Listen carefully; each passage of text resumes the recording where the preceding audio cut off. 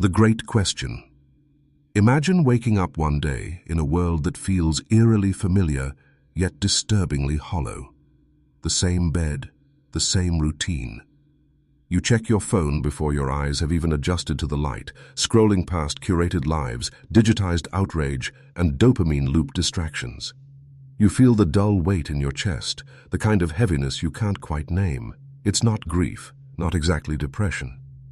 But something is missing, and it isn't just sleep or coffee. You walk into the mirror, brush your teeth, and notice the vacant eyes staring back. You're alive. But are you really living? The question simmers quietly beneath the surface. Is this it? Not in the dramatic, existential meltdown kind of way, but in the slow, creeping realization that somewhere along the road, your inner world went silent, numb, evacuated. You go through the motions, you meet deadlines, you answer emails, you smile at acquaintances, nod at headlines, and consume endless content in the hope that something, anything, might break through the fog. But the numbness remains. It clings. It's not a loud pain, but a subtle erosion. A corrosion of meaning, of depth, of something sacred you can't quite put your finger on. You weren't always like this. There was a time when you used to feel things deeply. Maybe as a child, the world held a kind of magic. A rustle in the trees could be a portal to another world. A question could spiral into a vast universe of wonder. But somewhere along the line, that wonder was stripped away, sterilized, and replaced with metrics, grades, goals, likes, KPIs. You were taught to be efficient, not curious, productive, not poetic. Somewhere, your imagination was traded for practicality, your soul for a LinkedIn profile.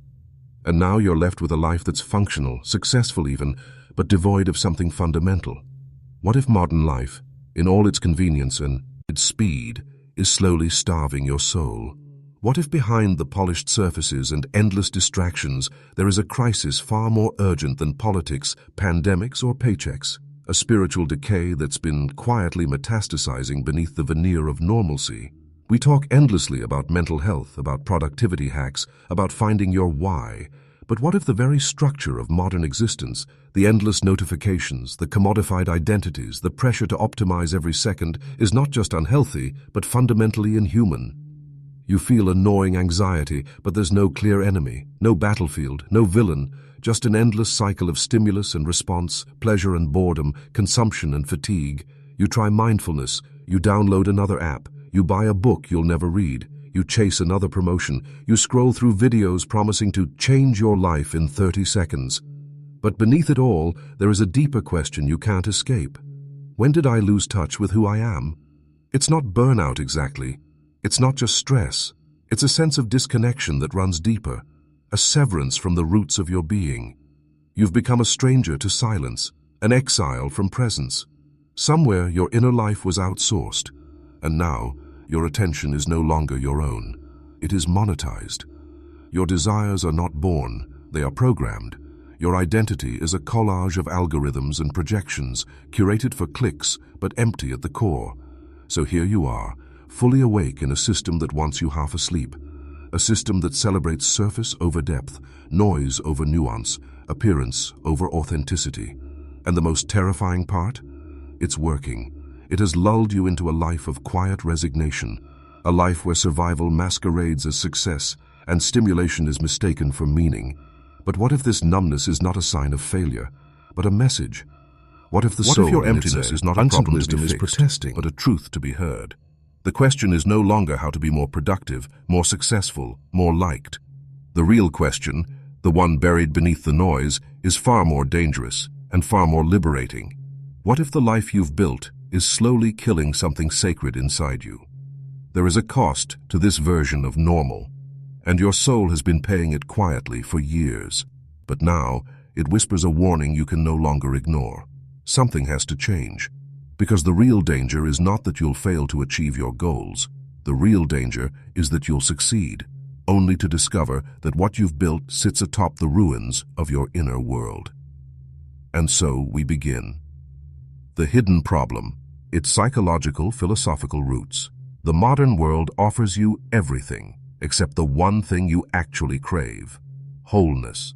It hands you tools for productivity, entertainment, convenience, and connectivity, yet strips away the quiet, slow, painful processes through which the soul finds itself.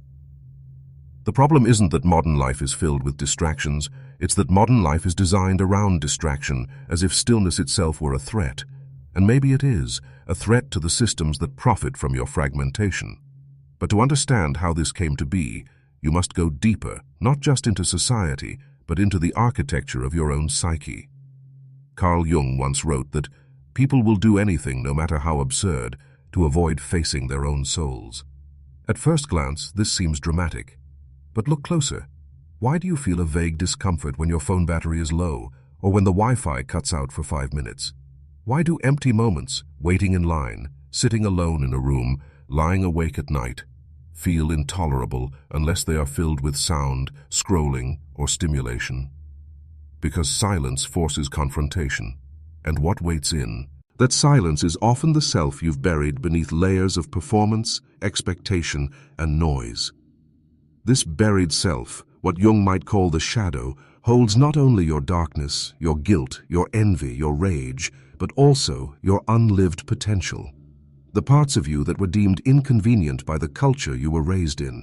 The parts that didn't fit into the factory mold of the ideal citizen, productive, compliant, agreeable.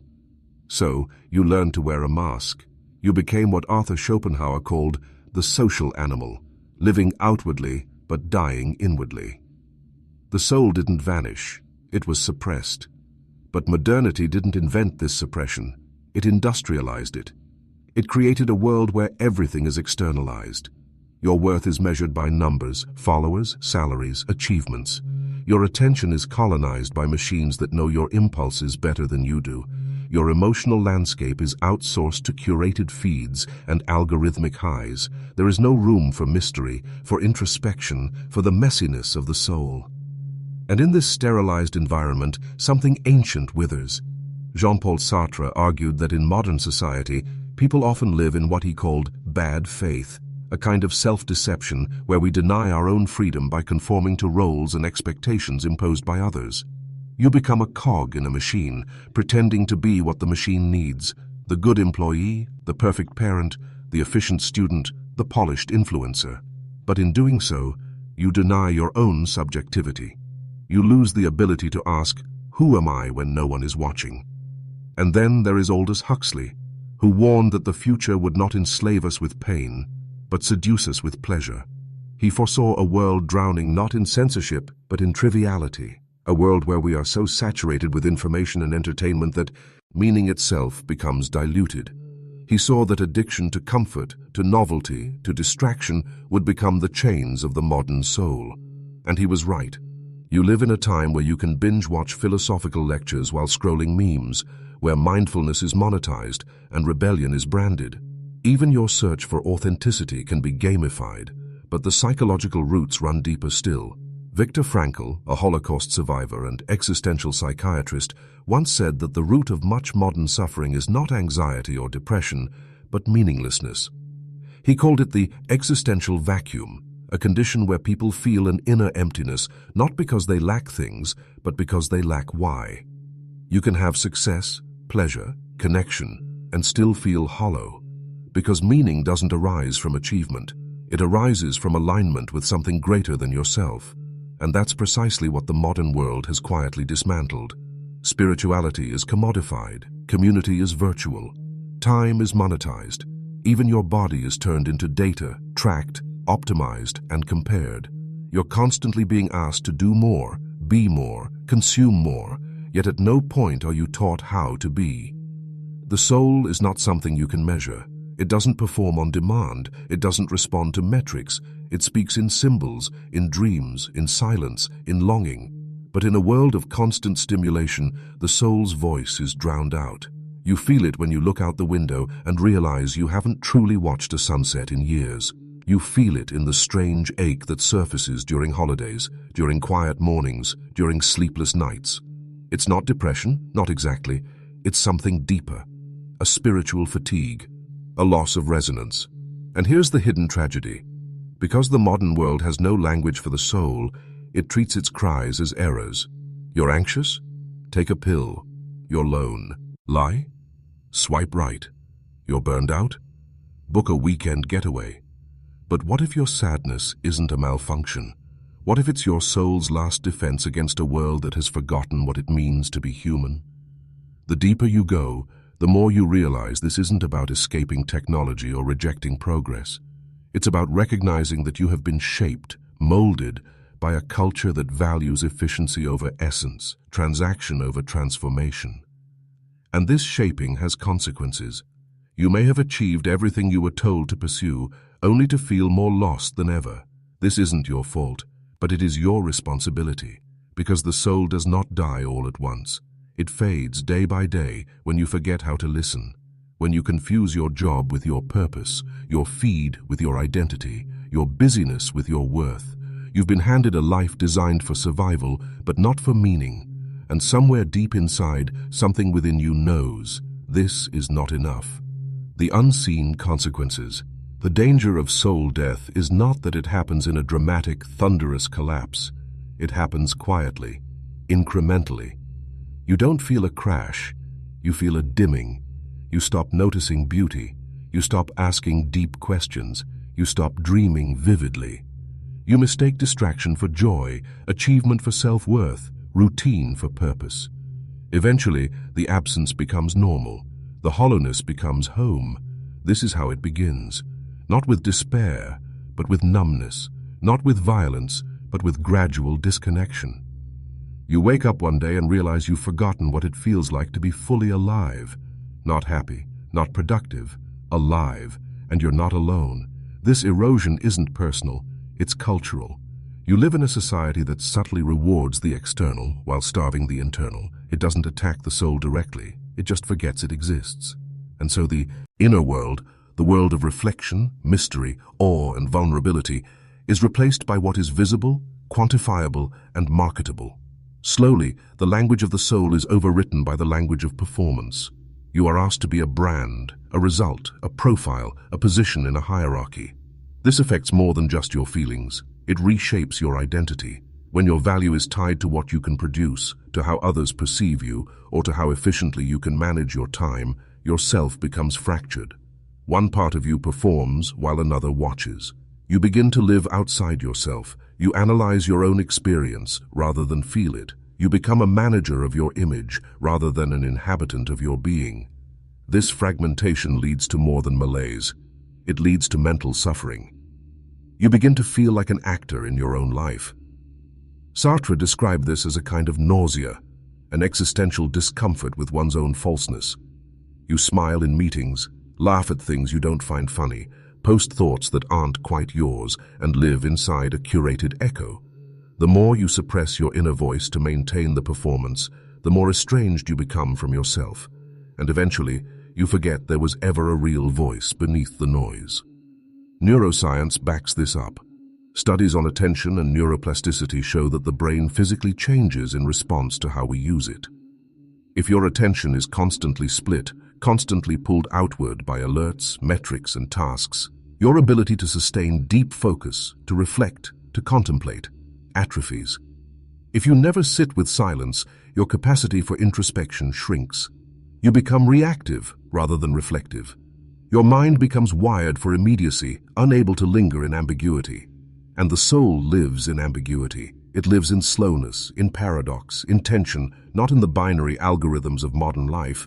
The cost is subtle, but profound. You may find it hard to feel joy, even in things you once loved. You might begin to experience relationships as transactions. You might feel a constant sense of urgency, but have no clear destination. You may be surrounded by content, by people, by noise, and still feel a bone-deep loneliness that nothing seems to reach. That is not a glitch. That is the consequence. Consider this. When was the last time you were bored, truly bored, and didn't immediately reach for a screen? Boredom, historically, was the birthplace of creativity. It was the mind's space to wander, to process, to imagine. But in a world that pathologizes slowness, boredom is now a threat. And so your inner life, which once flourished in daydreams and unstructured time, now gasps for air beneath endless consumption. This loss has spiritual consequences. When you lose your capacity to be with yourself, you lose your capacity to commune with anything greater than yourself. Call it God, the cosmos, nature, the mystery, whatever word you choose. That connection requires presence. And presence requires stillness. But stillness is antithetical to the machinery of modern life. And so, without noticing, many people become spiritually starved. Not because they lack belief, but because they lack space. Socially, this starvation creates a society of restless seekers. People chase fulfillment in status, in bodies, in ideologies, in constant novelty. And when those things inevitably fail to satisfy, the result is not enlightenment. It is addiction, not always to substances, but to validation, to busyness, to crisis, to whatever keeps the inner void at bay. Gabor Mate writes that addiction is not about the substance, it's about the pain. And modern life is engineered to suppress that pain without ever healing it. Your endless scrolling, your chronic overthinking, your inability to rest, they are not personal ailings, they are symptoms, clues, and yet, because modern culture lacks a soul-centric language, these symptoms are pathologized, diagnosed, medicated, managed, but not understood. The soul doesn't speak in diagnoses, it speaks in longing, in dreams, in silence, in shame. It whispers through restlessness, through tears that come for no reason, through the strange ache you feel after achieving something you thought would finally make you whole. And when that ache is ignored, when the soul is treated as irrelevant or irrational, it begins to rebel. The rebellion may look like depression, or anxiety, or burnout, or a vague sense of something's off. But underneath all of it is a single truth. You were not made for this pace, this fragmentation, this noise. You were made for depth, for presence, for connection, for something sacred. And the tragedy is not that modern life causes pain. Pain is part of life. The tragedy is that modern life isolates you from the very things that make pain meaningful: community, purpose, ritual, silence, story. In traditional cultures, suffering had context, a place in the myth of life. But in modernity, suffering is seen as a failure to thrive, an error to fix, a problem to hide. So people walk through life haunted by a feeling they can't explain, a sense that something is wrong, not in the world but in themselves, and they keep trying to fix it by doing more, achieving more, accumulating more. But the problem was never what they lacked. The problem was that they had forgotten what they are. And what are you? You are not a brand, not a resume, not an algorithm. You are a soul in search of itself, a being with depths that cannot be monetized. And until you return to that truth, no amount of success will satisfy, because the soul is not dead. It's waiting. Beneath the noise, beneath the performance, beneath the roles, you are still there. The Rebellion. How to break free somewhere. D. Deep inside, a part of you remembers. It's faint, like an old melody from childhood, barely audible beneath the noise of adulthood. But it's there. The memory of what it once felt like to be truly present, not distracted, not productive, not admired, but alive. And when you feel that memory stir, you also feel something else rising with it: resistance, rebellion, a refusal to continue sleepwalking through a life that feels perfectly curated yet completely vacant. But how do you rebel against a system that lives inside your head? That shapes not just your choices, but your desires. How do you dismantle a prison you can't even see? The answer is not to run to the mountains or delete all your apps. Escapism is not freedom, it's avoidance. Real rebellion is not the absence of the world, but the return to yourself within it. It begins with a dangerous act: slowing down. In a culture where speed equals value, slowness is subversive. When you pause, truly pause, without an agenda, you begin to hear things modern life drowned out long ago: your breath, your body, your grief, your longing. Stillness becomes a sanctuary where the soul can begin to speak again. This is not comfortable. In fact, it may be terrifying. The first thing you often meet in stillness is not peace, but pain.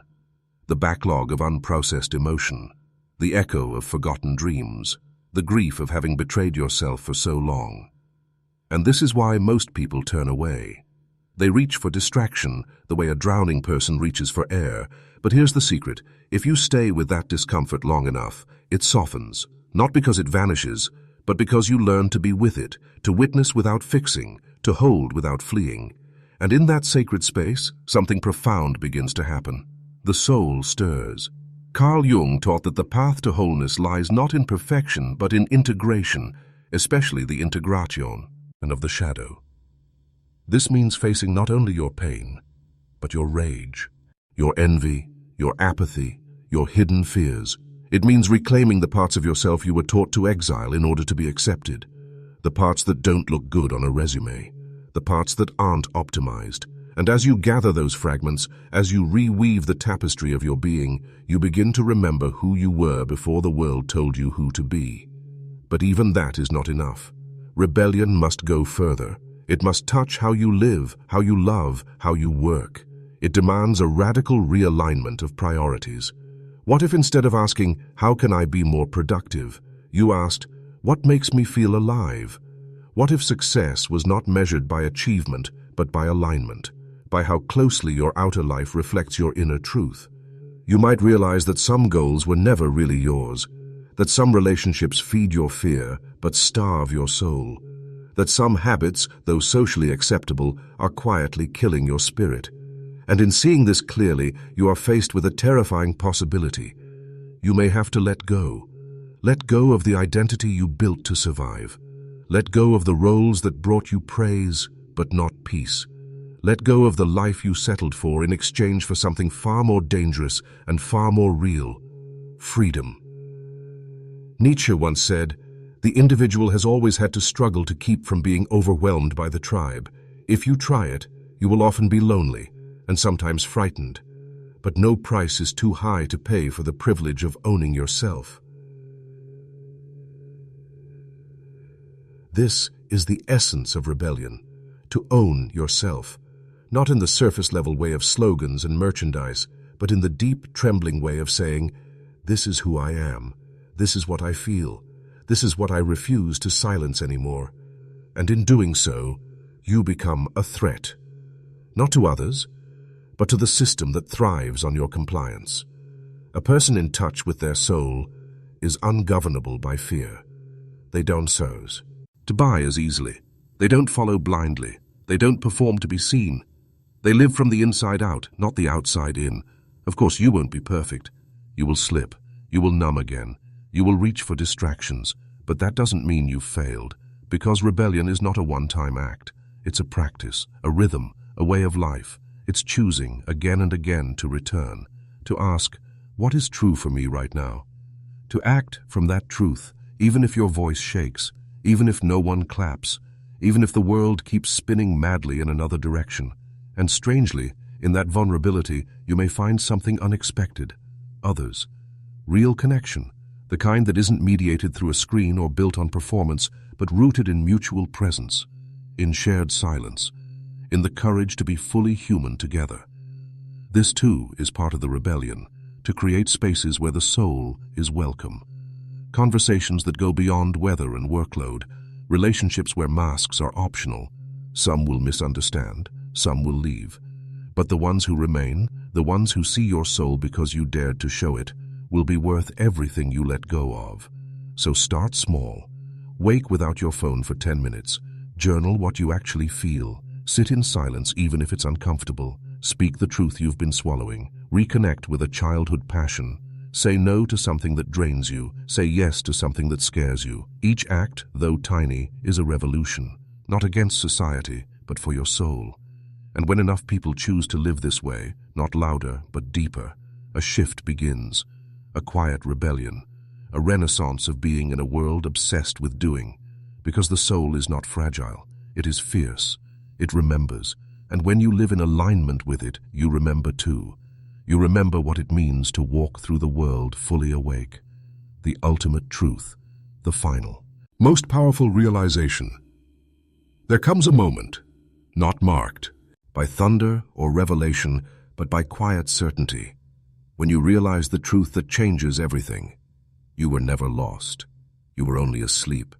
Beneath all the noise, beneath the decades of conditioning, beneath the masks you wore and the roles you performed, your soul was always there, intact, waiting, not broken, not ruined, just buried. And what you thought was a descent into emptiness was in fact a return, a descent back into your own depths, into the sacred ground of being that modern life taught you to ignore. This is the final, most terrifying, and most liberating truth. You are not who you think you are. You are not your anxiety, not your achievements, not the story of who you've been or who others needed you to be. You are not a collection of algorithms, routines, and goals. You are something infinitely deeper, and once you taste that truth, not just intellectually but experientially, nothing is ever the same again. You begin to see through the illusions. You see how your fear was shaped by systems designed to profit from it, how your shame was cultivated by industries that sell identity, how your craving for validation was fed by a culture that turns people into products, and you no longer buy into it. Not because you've renounced the world, but because you've reclaimed yourself from it. When you stop chasing the next thing, when you no longer need to prove your worth, defend your choices, or perform your identity, something wild and sacred reawakens. The simplicity of breath, the joy of solitude, the awe of being. You remember how to inhabit your own life again, not as a task to complete, but as a mystery to behold. This realization isn't grandiose. It doesn't need to be. It's quieter than you'd expect.